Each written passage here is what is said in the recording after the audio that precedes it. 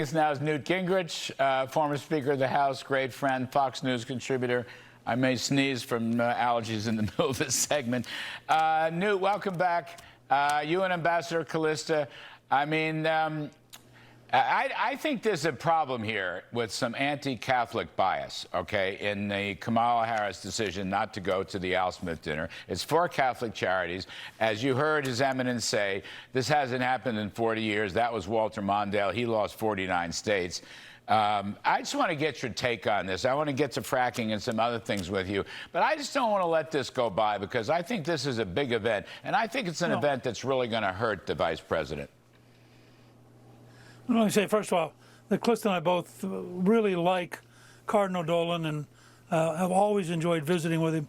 And he's got quite a sense of humor. And I'm not surprised that he took a little swing there. The truth is that I think she's afraid to go to the Al Smith dinner. She's the most anti-Catholic presidential candidate since James G. Blaine in 1880. Wow.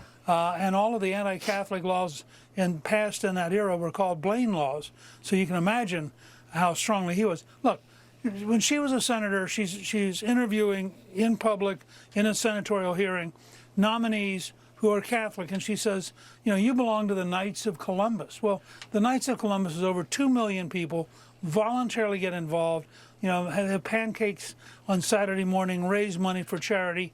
The idea that there was somehow something mysterious about this whole Catholic thing, you could tell that she has an edge. Many people on the left dislike the Catholic Church because it is a bulwark of belief in right to life.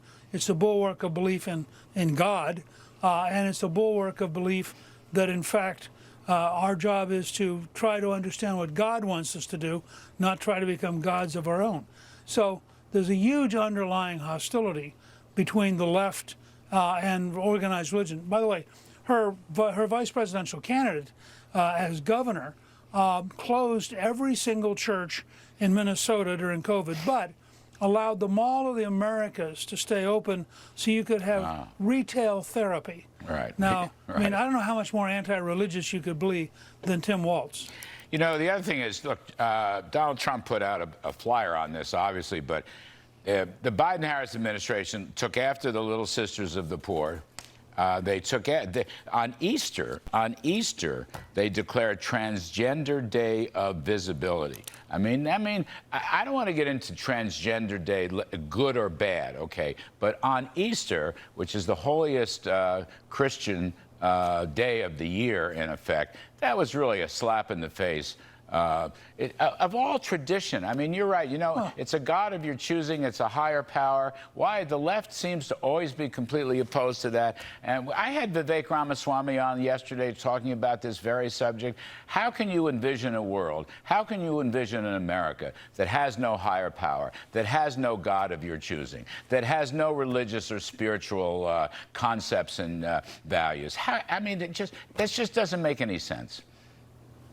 Well, and remember, as you know, Callista was the ambassador to the Vatican, and she refused to put up the gay pride flag on the grounds that it's a direct insult to the Vatican and to the beliefs of the Pope.